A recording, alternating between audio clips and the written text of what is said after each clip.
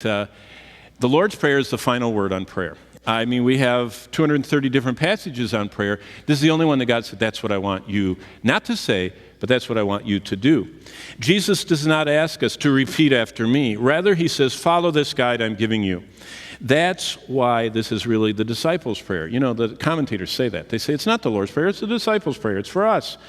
It's the Lord's guide for how we're to pray. And Jesus explains basically 7 elements. And I'm just going to run you up to where we are. And secondly, thy kingdom come is us renewing submission to God.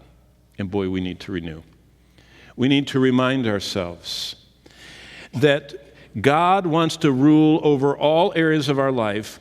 And do you see why this prayer is so vital? Can you imagine if all believers first said, You're in control of what's coming in my life. You're so powerful. You're knowing. You can see better than me. And you're orchestrating what is good in your infinite wisdom.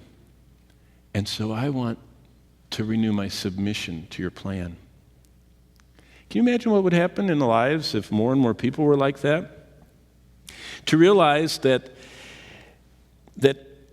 a body of saints that grew every day and stopped and entrusted their lives and their thoughts and their choices to the God who is their all-powerful, everywhere present, all-knowing, everything Father, and they say, I trust you, how that would just change everything. That would calm anxious hearts. That would fill souls with peace and joy, watching God at work.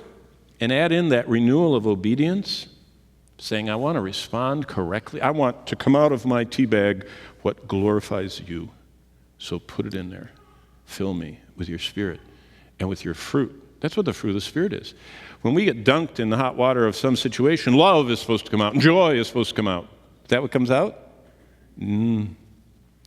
That's why we say, Lord, I want you to renew my heart and my submission to you, filling me. Think of that. What a group that would be on duty every day for God. See, that's what the early church did. That's why this prayer was so important. They learned to pause, and in everything they knew about God, they focused on that, and their heart was so filled with awe and wonder at who he was that they just would right on the spot bow and say, and I'm your servant. I'm your bondservant. That's why that's so frequent. That's what Christians call themselves primarily. Servants, bondservants of God.